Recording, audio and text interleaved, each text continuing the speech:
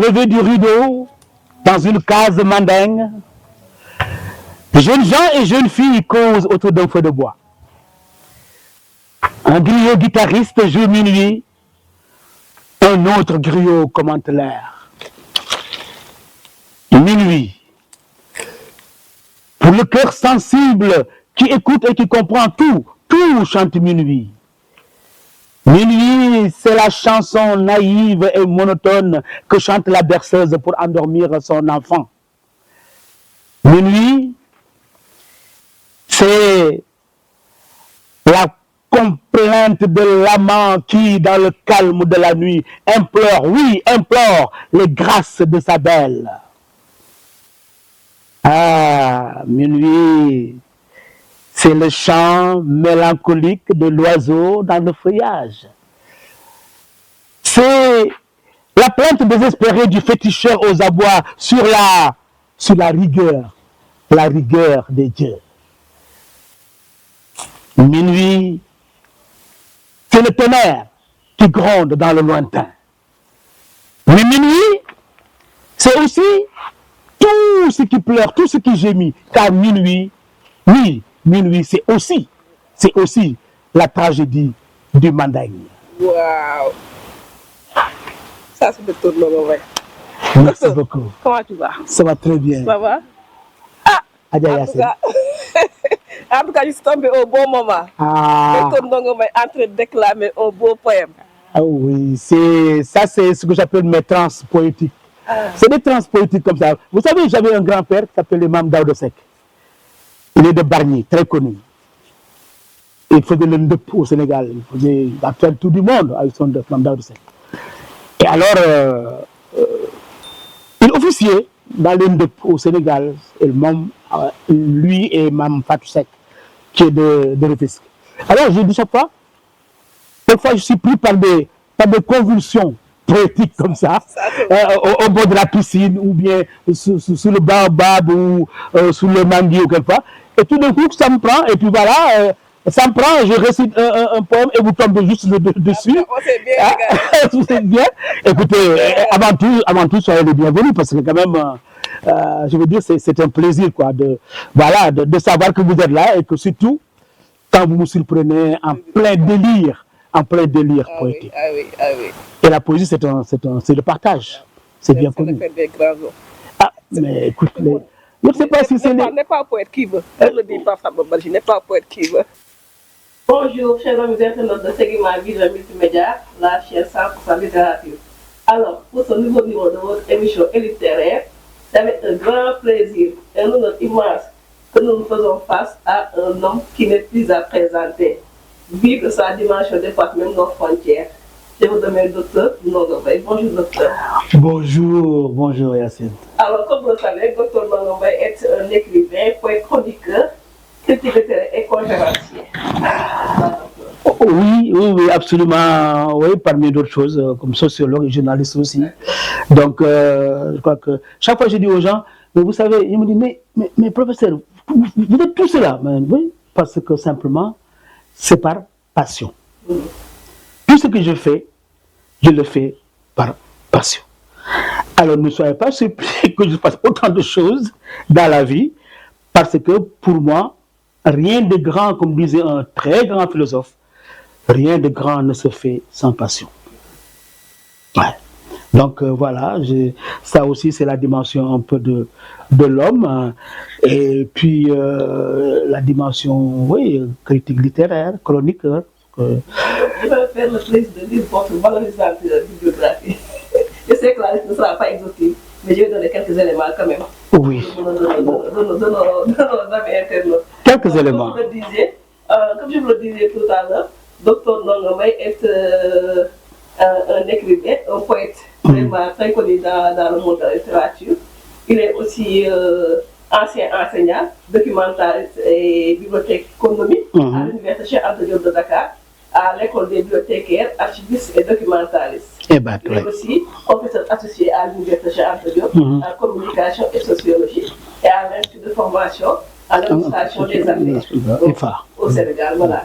Il est aussi responsable des pôles loisirs retraité et handicapé de la ville de Choisy. Choisy-le-Roi, en France. Donc, dans le domaine des comités scientifiques aussi, il est membre du comité scientifique de l'Institut culturel panafricain, ICP. Il est aussi directeur des universités d'été et du département lettres et culture de l'Institut culturel panafricain. Il est aussi responsable de la collection poésie Parole arc-en-ciel des éditions Lettres de Renaissance en France et Sénégal. Voilà, donc, ce n'est pas encore fini. Sur le plan médiatique, Dr Ndongo est chroniqueur littéraire dans la célèbre émission Impression, animée par le talentueux journaliste et défenseur des arts. Sada Kane. C'est mon ami, je le salue aussi, Sada. Il est aussi animateur de l'émission Les mots pour le dire sur la télévision B-News. Voilà, B-News à Dakar. Il est aussi animateur de l'émission Sous l'arbre à Palabre. Sur la en France. Voilà, en France. La télévision des Sénégalais de l'extérieur et de la diaspora. Voilà, donc Dr Ndongo est aussi journaliste, animateur de l'émission Les mots pour le dire, sur BNews aussi, la télévision de Khalil Gueye, 2018. Voilà, donc je sais que la liste est trop longue. Oui, c'est pas... Elle est loin d'être exhaustive. Docteur, vous avez aussi beaucoup de prix et distinctions littéraires. Dr Ndongo est lauréat en 2013 du prix de Teham, édition France, avec un texte sur le thème des indépendances. Il est aussi le premier prix de l'édition 2014 de Teham, toujours en France, avec le texte La muraille humaine, sur la thématique de l'unité. Prix 2020 du mois de l'histoire des Noirs à Laval au Québec. Et cette lettre, le magazine et le symposium international des cultures africaines d'Afro-descendants. Il est aussi lauréat en 2015 du prix Teham Édition France sur la thématique de la solidarité Libre en 2021 de poésie du Cameroun. Il est aussi prix d'honneur du MILA, Mythique international du livre et des arts associés en Abidjan en 2022. Il est aussi le grand prix d'honneur du Forum des acteurs de l'industrie du livre de Yaoundé au Cameroun. Il est aussi le grand prix d'honneur du souffle de l'Armatan Tchad en 2023. Prix de la poésie David Diop en 2024 par l'Association des écrivains du Sénégal, AES. Il est aussi le prix Sénacle national du livre en 2024 par le Sénacle des jeunes écrivains Sénégal. N'est-ce pas, docteur? Je sais que la liste n'est pas... Oui, je disais ça, bon, ça va. Je crois que c'est bien un peu de parler de ça, parce que tout cela, ce sont des honneurs. Or, comme on dit, l'honneur ne se refuse pas. Je veux dire que je l'ai écrit d'ailleurs sur ma page Facebook, en disant que, vous savez, de tous ces honneurs-là, les honneurs qui me sont les plus grands, les plus sublimes, les plus adorés et les plus jouissifs, j'allais presque dire, c'est les prix qu'on m'a décerné chez moi, dans mon pays, ici, in situ, at home, comme on dirait, à la maison. Et donc, c'est le prix de la poésie, David Diop, c'est le prix Cénacle, donc national du livre, et aussi un prix que m'ont donné d'ailleurs mes anciens collègues, mes anciens amis du lycée Blaise Diagne, donc des internats du lycée Blaise Diagne. Il n'y a pas longtemps, ça fait je crois 3 semaines, j'ai reçu un prix aussi, un trophée 2. Et je crois que c'est ça le plus important. J'ai reçu comme vous l'avez dit, Yacine, au Canada, au Québec, au Tchad, un peu partout. Mais vraiment, c'est les prix que j'ai reçus chez moi qui me sont les plus jubilatoires, qui me vont le plus droit au cœur, comme on dit. Et c'est tout simplement, vraiment, et en toute simplicité, en toute modestie que je le dis. Dites-moi d'autres distinctions, Inch'Allah, vous le méritez bien. Merci beaucoup. Je vous le disais au début, nous sommes face à un homme vraiment d'une dimension exceptionnelle, Dr Ndongo Mbaye. Voilà, donc on va revenir à votre bibliographie cette fois-ci. Vous avez publié beaucoup de recueils de poèmes. On va citer les plus connus, tels que Amour Savane en 2005. Qui est le premier. Voilà. C'est le premier recueil de poèmes. Les poètes morts aussi, en 2016. Écrire les silences en 2018. Voilà, donc vous êtes aussi dans la nouvelle avec un recueil, Ombre, c'était en 2011. Laïque aussi, c'est votre force. Vous avez publié 2 recueils de poèmes, tels que Les fleuves dansent vers la mer et des poèmes de soleil levant pour l'éternité. Donc, parle-nous de ce genre, le haïku. Je sais que c'est un genre qui n'est pas assez connu. C'est quoi sa différence? Oui, en fait, moi j'adore le haïku. Le haïku, c'est la forme la plus aboutie de la littérature japonaise. Je dis bien vraiment, c'est la forme la plus aboutie. Hein? Alors que c'est un poème qui comporte juste trois vers, hein? trois vers, qui sont composés. Donc, chaque fois, je dis aux gens, quand je donne des ateliers de haïku, je dis, il faut retenir le chiffre, hein? Donc 757. C'est-à-dire que donc c'est 7 syllabes, 5 syllabes, 7 syllabes. C'est 3 vers, juste 3 vers de 5, 7, 575. Donc il faut 5 syllabes, 7 syllabes, le deuxième vers 5 syllabes, le troisième 7 syllabes. Donc voilà, par exemple, quand je prends les fleuves dansent vers la mer là, en fait, quand je dis griser les mangroves, 7, entraîne les palétuviers le long des bolons. Ça fait 5, 7, 5. C'est 575 plutôt, ouais. Donc c'est 575. C'est 5, 7, 5. Griser les mangroves, 5. Entraîne les palétuviers, 7. Le long des bolons, 5. 575. Et tout est comme ça. Et donc, tout est comme ça fonctionne comme ça. Et donc, j'en ai écrit 2. Le dernier qui est sorti, donc, il n'y a pas longtemps chez mon ami, donc, maître du jeu, hein, donc, Pape Samba Badji, hein, donc, qui a sorti ce livre. Et je crois que c'est extrêmement important, justement. D'ailleurs, celui qui est sorti chez Pape Samba Badji, en fait, c'est plutôt un poème théâtral. C'est la première fois de ma vie que j'écris un poème théâtral. C'est vraiment un poème avec des personnages. Avec des personnages, il y a 3 personnages. Il y a le berger, le fleuve qui est un personnage, et le poète. Il y a le poète errant, le berger et le fleuve. Et c'est ça, c'est le livre qui est sorti chez Pape Samba Badji. Et donc, par contre, le dernier recueil de haïku qui est sorti, il est sorti en fait donc, au Burkina Faso. Hein, et donc, il est sorti chez La Qualita, au Burkina Faso, avec ma grande amie, ma soeur, que je salue au passage, Fatoumata Kane Kizerbo, avec qui je travaille, parce que je suis le correcteur de la maison d'édition La Qualita, et aucun manuscrit ne sort sans passer par mes mains. Et donc, ce recueil s'appelle Des poèmes de soleil levant. Donc, s'appelle Des poèmes de soleil levant pour l'éternité. Donc, c'est ça, des poèmes de soleil levant pour l'éternité. Ça, c'est mon deuxième et pour l'instant dernier recueil de haïku. Ouais. Et le haïku, c'est ça, j'adore ça parce que c'est une forme très concise, mais en même temps très difficile à écrire.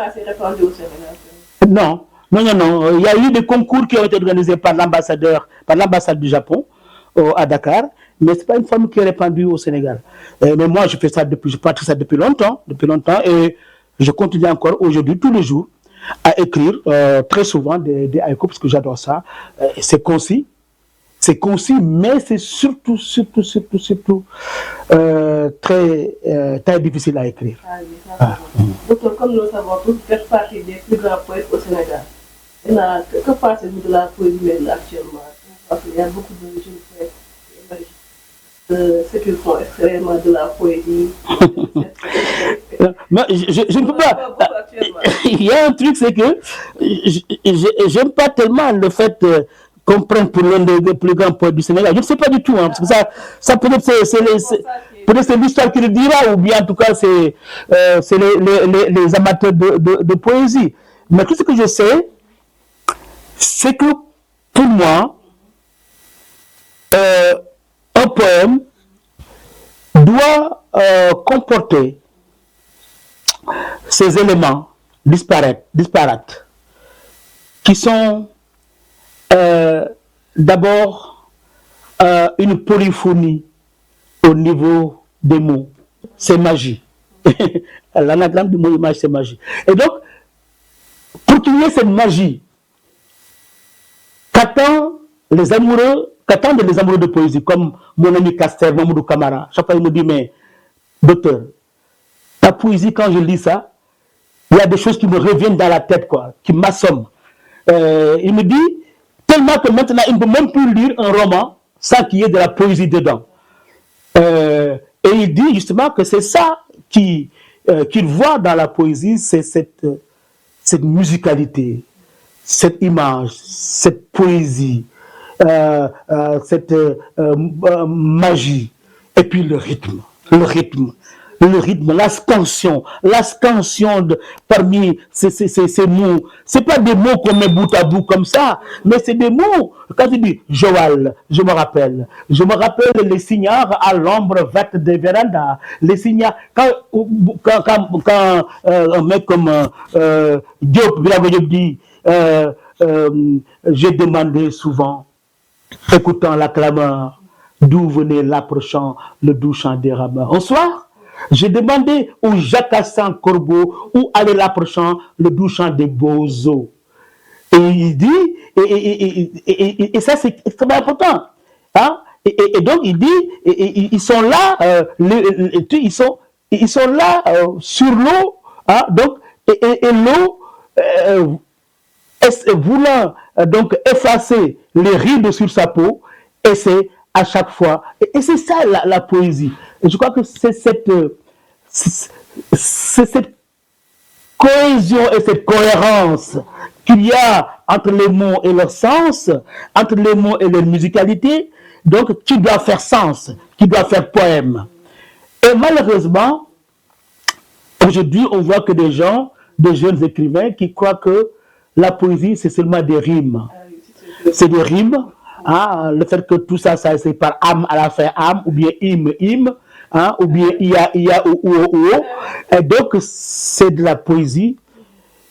Et malheureusement, moi, je reçois beaucoup de manuscrits. Hein, donc, dans mes titres de collecteur, tout ça, je reçois beaucoup de manuscrits. Et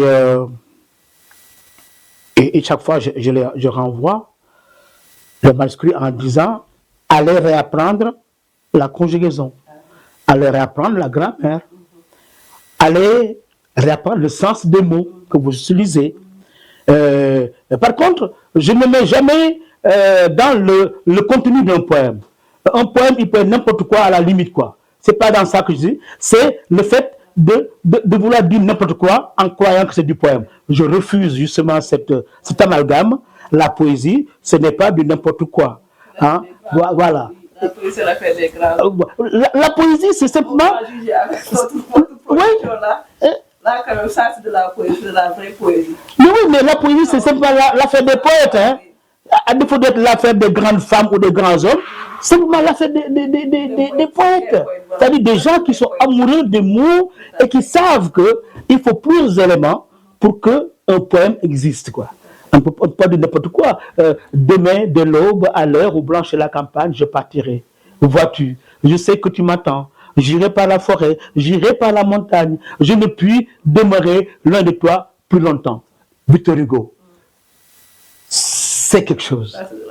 C'est de la poésie.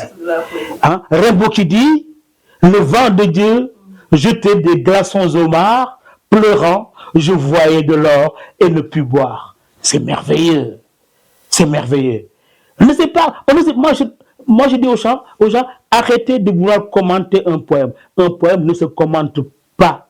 C'est comme une sculpture de Ousmane Sow, ou bien un tableau de mon ami Khalidou Kassé, ou bien un tableau de Picasso, Guernica. Mais quand on me regarde, tu dis, mais ça, c'est ça Guernica? Ça qui coûte des millions d'euros? Oui, c'est ça. Sauf que chacun l'interprète à sa façon. Et c'est ça. C'est-à-dire, dans la poésie, quand tu lis un poème, tu t'investis ou pas. Tu le sens ou tu ne le sens pas. Tu ne peux pas aller commenter un poème parce que ça ne sert à rien du tout. Parce que moi, ce que je dis dans mon poème, eh bien, toi, tu verras autre chose. que ce que j'ai dit. Et c'est ça qui est important. Maintenant, docteur, est-ce que vous envisagez des initiatives pour accompagner tous ces jeunes-là qui veulent se lancer dans la poésie? Est-ce que vous êtes un peu, oui, un peu dans le domaine? Partout au Sénégal, et partout où je vais, où je suis invité, très souvent d'ailleurs, on m'invite pour ça d'ailleurs, c'est pour animer des ateliers d'écriture, hein, aussi bien poétiques que même de romans ou de nouvelles. Hein, j'anime des ateliers de romans, hein, d'écriture romanesque, tout ça aussi, et notamment au Burkina Faso tous les ans. J'y vais. Non, j'ai un roman qui dort dans mon tiroir depuis plus de 25 ans ou 30 ans. Ah bon? Et mes amis écrivains, éditeurs m'embêtent tout le temps en me disant ouais, il faut donner ton roman pour qu'on le publie. Je dis je sais pas, j'ai pas tellement pressé de publier un roman parce que je ne m'en sens pas du tout. Je sais pas, ni la ferveur, ni même peut-être le savoir. Hein, donc, mais en tout cas, j'anime des ateliers et aussi des masterclass de poésie que j'anime aussi. Et aussi, je fais aussi beaucoup de récital de poésie, c'est-à-dire parce que quand tu déclames un poème, quand tu dis un poème, comme dirait mon ami Amadou Eliman Khan, le dire poétique donne envie d'écrire un poème, ou bien en tout cas, une fois que tu l'as écrit, de l'échanger avec l'autre. Ça donne une amplification, un écho au poème. Et c'est ça qui est le plus important. Et donc, c'est en tout cas avec ces moyens-là, ces outils-là, qu'on peut donner à la jeunesse actuelle, donc le moyen, et puis aussi au niveau de ce qu'ils font, les slameurs. Le slam, c'est formidable, c'est quelque chose de merveilleux. Je dis, mais en même temps, je le dis, attention, un slam n'est pas un poème. C'est-à-dire, quand je dis ça, je pars du principe que quand tu écris un poème, un slam, et que tu le dis, personne ne sait que l'effort que tu fais. Quand tu déclines un slam, tu le déclines, mais les fautes ne s'affichent pas dans ta voix, ni dans le... par contre, je dis, dès que vous passez du registre du slam pour faire le registre du poème écrit, là, vous changez d'espace. Et donc, il faudrait que on ne peut plus écrire « je dois chanter accent aigu ». Je dois chanter, c'est ER à la fin. Qu'est-ce que je veux dire? Mais quand tu le dis dans un slam, il n'y a pas de problème, ça passe. Mais si tu veux te faire slammer et qu'après tu as des ambitions d'être poète, eh bien, il faut aller revoir la grammaire, la conjugaison. Absolument. Parce que tu ne peux plus te permettre de dire je me suis vu chanter, donc tu mets un accent aigu, quoi. Ou bien un Z. C'est pas possible. Est-ce que ça prend? Parce que quand on vous entend déclamer, vous et feu Mamadou Mbaye, que j'ai écouté de son âme. Mamadou Mbaye. Voilà. Est-ce que ça prend? Est-ce que c'est... Oui, mais... C'est pas facile de déclamer, et vous, on sait que vous le faites très bien. Oui, c'est pas facile parce que il faut maîtriser son texte. Tu ne peux pas déclamer un texte, que ce soit le tien ou celui des autres, si tu ne le maîtrises pas. Parce que dans ce que vous appelez déclamer et que moi j'appelle le dire poétique, eh bien, on ne peut pas, comme ça, il faut y ajouter un second souffle. Il faut mettre un second souffle dans un texte de quelqu'un, ou dans ton propre texte, quand tu déclames, ou bien que même quand tu lis un texte poétique, quand tu le lis, c'est la même chose. Il y a une manière d'aborder ce texte, de le sentir, et puis de lui insuffler aussi une marque, de mettre un second souffle là-dessus. En fait, tu réécris le poème. Tu le réécris. Et c'est ça. Et je crois que c'est ça qui est extrêmement important. Quand tu réécris un poème, tu mets beaucoup de toi avec ce qui existe déjà dans le poème, c'est-à-dire de l'autre. Et c'est là où se rejoignent ton propre moi et l'altérité de l'autre.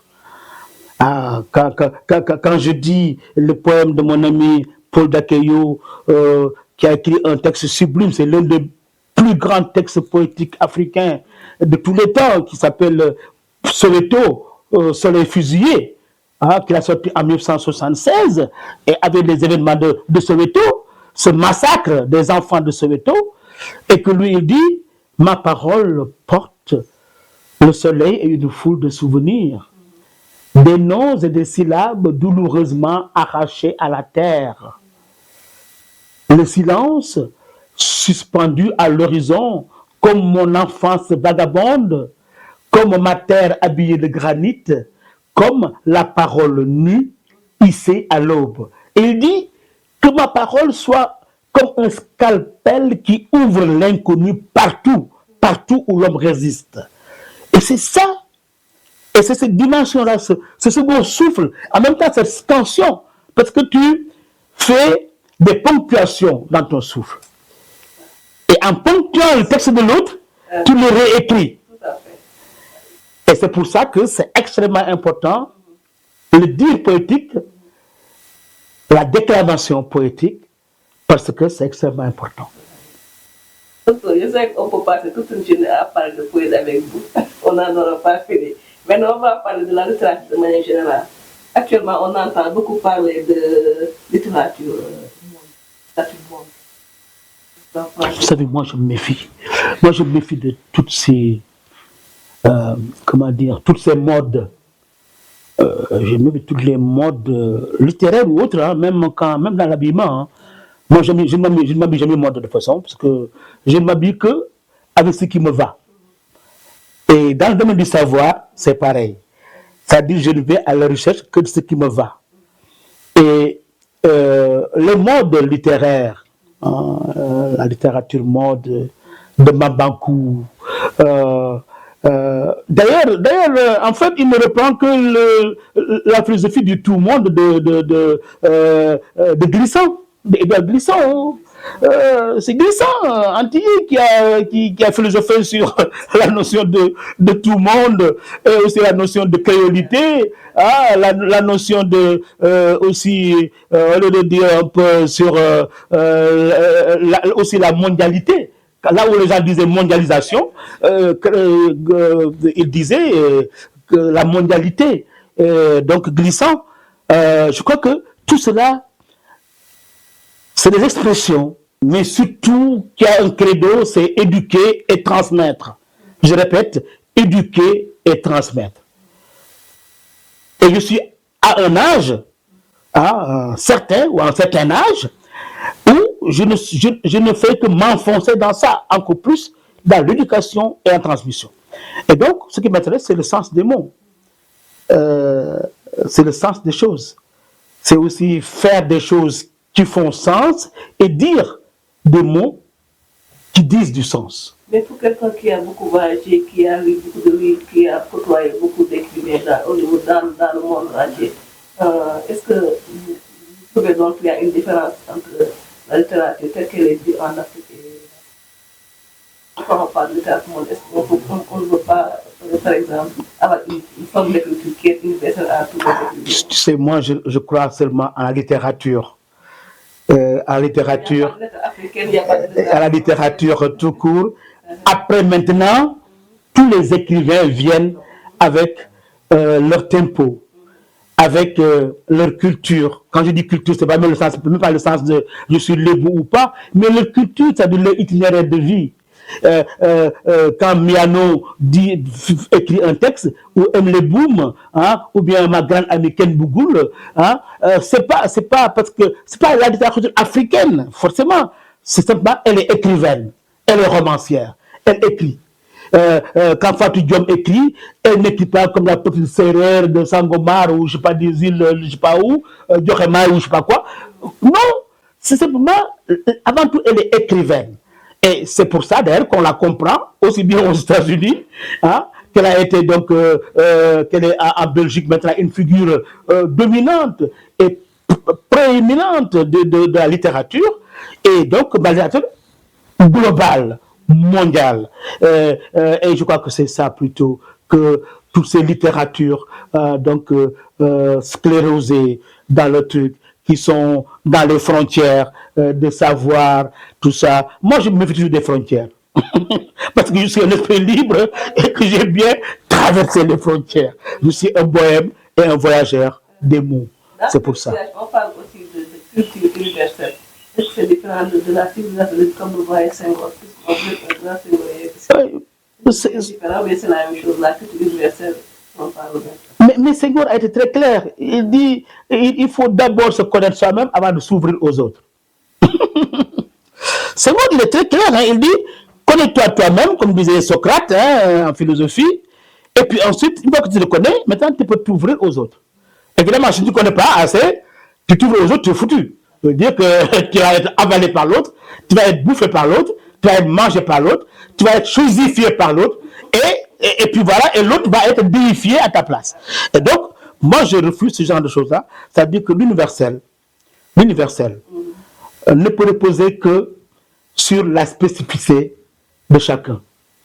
Il faut que, comme disait Senghor d'ailleurs, que chacun de nous apporte au balai, au banquet de l'universel, que chacun de nous apporte sa culture.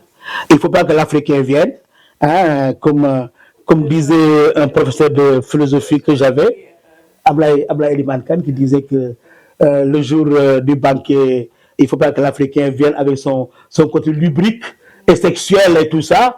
Mais oui, mais c'est ça, il faut dire les choses. Ce que disait Ablaye Eliman Khan, il disait en cours de philosophie, hein, il disait oui, il faut se méfier de toutes ces choses-là, de tous ces schémas, de tous ces poncifs sur les Africains. Il faut arrêter.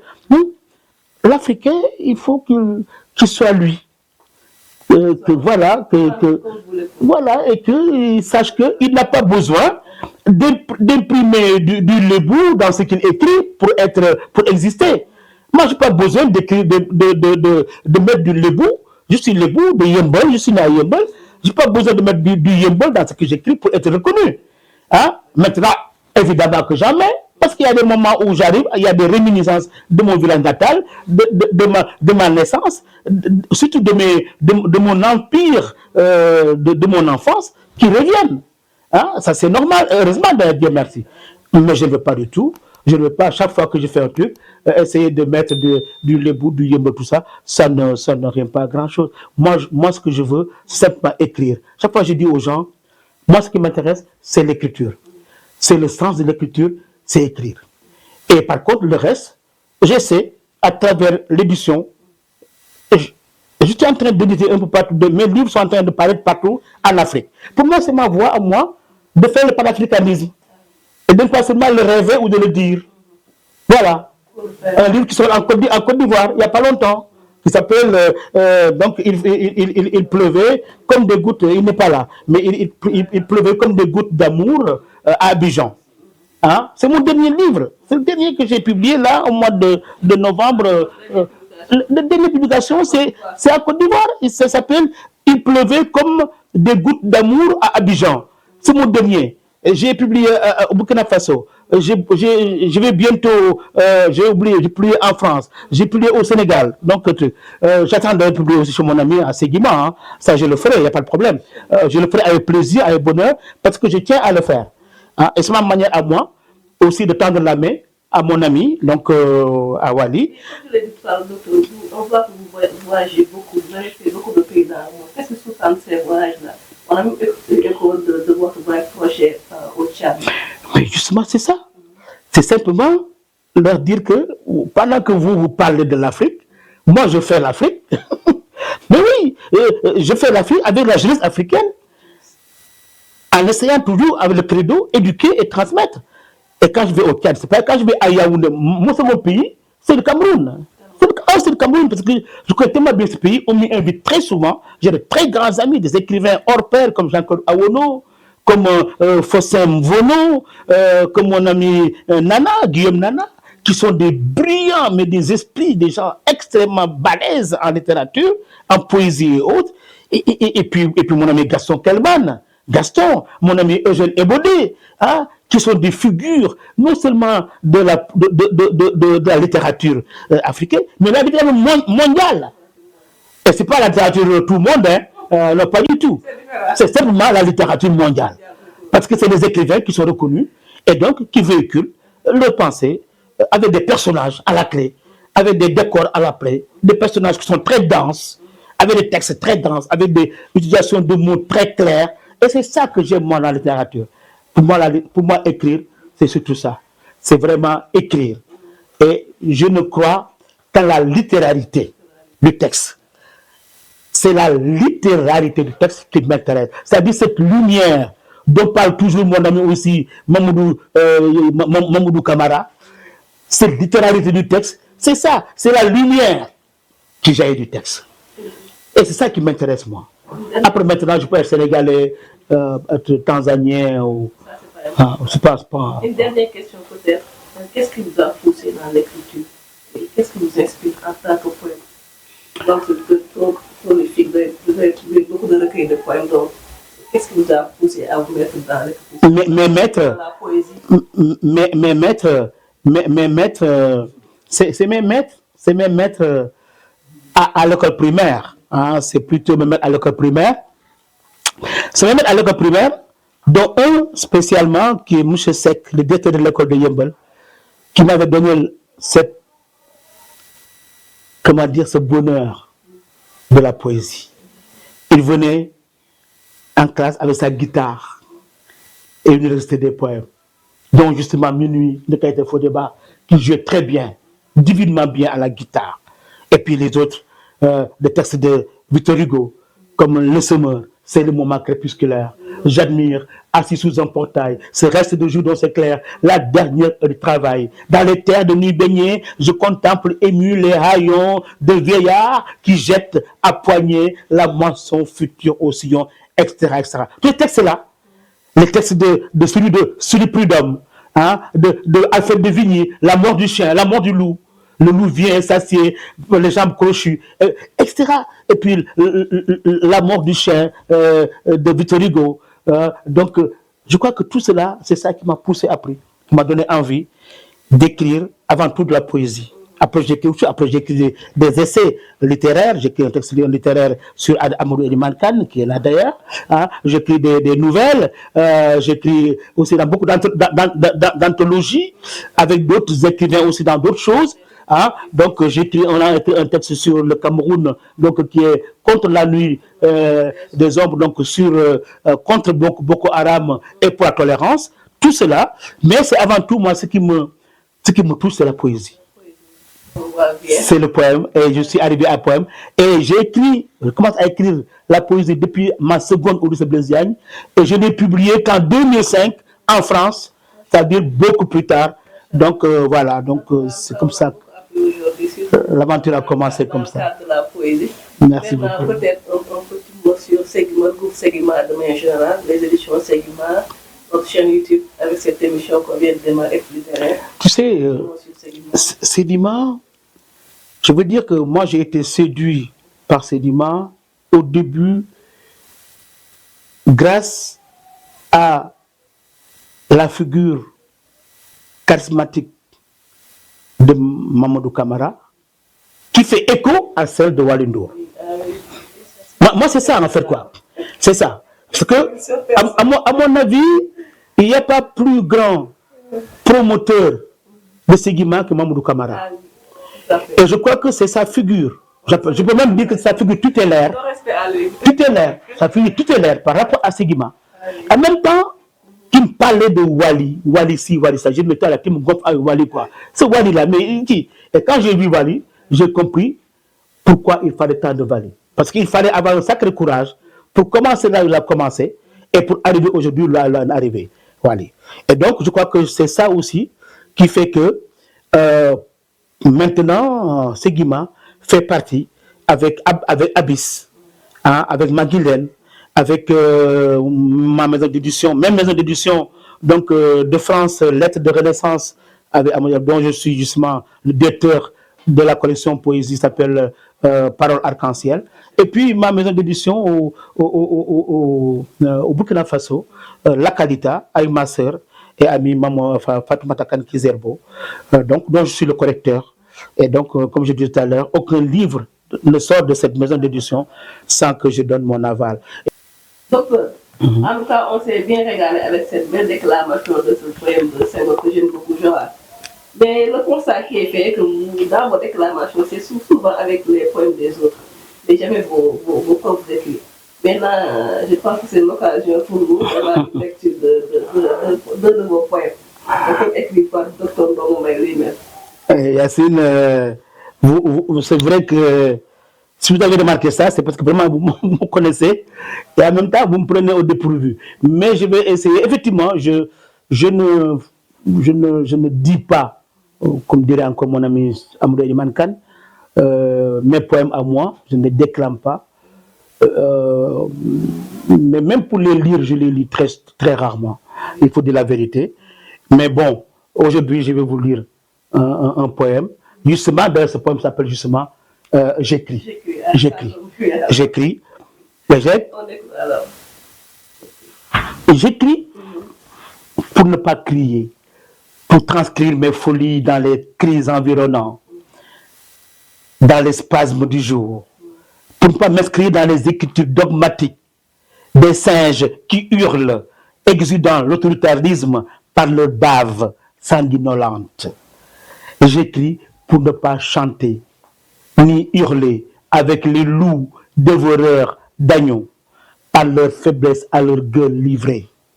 Pour arroser l'arbre qui, imprudent, je dis bien imprudent, inexorablement dans mon ventre pousse. Animal aux abois, j'écris pour qu'il fasse plus humanité en moi et rendre plus magique les couleurs de ma quintessence bestiale offerte au silence des nuits fauves. J'écris pour exalter la mort, pour encenser la vie, pour vivre l'entre-deux. J'écris pour les aubes prochaines à naître, les aurores boréales à mourir, pour les phasmes habillés des couleurs de l'incertitude. J'écris pour faire valser les vagues des volutes océaniques, pour accompagner les troncs d'arbres sur les fleuves nuitamment dérivants. J'écris pour voir féconder la langue et surgir les mots, sentir leur chaleureuse réminiscence sur les contours joyeux de ma bouche. J'écris pour juguler une perte et asperger de rêves mes idées d'espoir. J'écris pour installer le doute essentiel sur les remparts de la liberté, dans les forteresses des murailles imprenables de mes ultimes convictions aux insaisissables convulsions. J'écris dans la rage de vivre, de caresser de mes doigts lumineux les corps de mes désirs. J'écris pour écrire sur les rides de l'eau des messages d'amour à dessiner, de feu, des laves de volcans aux cœurs ouverts, tels des soleils d'étoiles pures, des pluies de sourires. J'écris pour ne jamais abdiquer, de l'humanité, pour répandre des poussières de pépites adamantines sur toutes les terres du monde. Ça, c'est fort. Toutes les terres du monde. Merci. Ensuite, ouais. Le directeur. Et je crois qu'il y aura une suite extraordinaire, cette maison d'édition. Ouais. En plus, avec tous les facteurs actuellement, tous les NTIC, comme on dit, les technologies de l'information et de la communication que nous avons, aujourd'hui, ça se manque aujourd'hui, la preuve, aujourd'hui, je crois que c'est ça aussi qui va porter cette maison d'édition. Pour l'amener, à mon avis, j'ai suivi aussi l'anthologie de la nouvelle africaine. Hein. Moi, je suis tout ce que vous faites, tout ce que fait Seguima, à l'anthologie nouvelle africaine. Je vois le travail que vous faites avec ma grande copine Paulette Ongono, hein, qui elle-même travaille avec mon jeune frère Ray Nebi. Et je crois que tout cela fait sens. Pour revenir encore à ça. Le fait de travailler au Sénégal jusqu'au Cameroun, mais il faut vouloir installer le panafricanisme littéraire et culturel pour le faire. Et moi, c'est ce en quoi je crois. C'est pour ça que je crois beaucoup à une maison d'édition comme Seguima, parce que je sais que les gens qui portent cette maison d'édition sont aussi de très grands panafricanistes. Ah, tout à fait, ça c'est vrai. En tout cas, on remercie beaucoup Dr. Bogomé. Ça a été un grand plaisir pour nous d'être avec vous, de passer ces bons moments avec vous, d'entendre vos déclamations avec ces jolis poèmes, surtout Joanne, les possédants Senghor. Donc, c'était un plaisir, chers amis internautes de Seguima Média. C'était votre émission littéraire avec ce grand poète. Merci beaucoup. Merci beaucoup. Merci. Merci beaucoup. Merci beaucoup. Mais docteur, avant de partir, on voudrait avoir une autre déclamation de votre part dans ce beau jardin fruitier. Et écoutez, Yacine, comme nous sommes, comme tu le dis si bien, dans ce beau décor fruitier, et que surtout on n'est pas loin du pays de Senghor, donc de son pays d'enfance, eh bien je crois qu'on va découvrir simplement du Léopold Sédar Senghor, qui est plus poète que Senghor. Ah oui. Donc, et puis comme j'adore particulièrement le poème Joal, eh bien on va essayer de voir un peu si on peut revisiter Joal, donc avec la sauce de Warang. Bien sûr, avec un vrai plaisir même. Merci beaucoup. Joal. Joal. Joal. Diwalo. Je me rappelle les cignards à l'ombre verte des vérandas. Les cignards aux yeux surréels comme un clair de lune sur la grève. Je me rappelle. Joal. Diwalo. Oh, Joal. Je me rappelle les cignards à l'ombre verte des vérandas. Les cignards aux yeux surréels comme un clair de lune sur la grève. Je me rappelle les faces du couchant où Kumbondofen voulait faire tailler son manteau royal. Je me rappelle.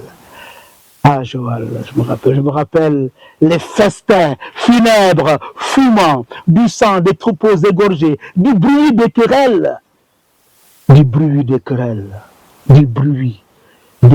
des rhapsodies des griots, je me rappelle. Joal, Diwalo, je me rappelle. I remember, me recuerdo. Joal, je me rappelle les voix païennes rythmant le tantum ergo et les processions et les palmes et les arcs de triomphe, je me rappelle la danse des jeunes filles nubiles et les chœurs de lutte et la danse finale des jeunes hommes bustes penchés et lancés et le pur cri d'amour des femmes. Corsica!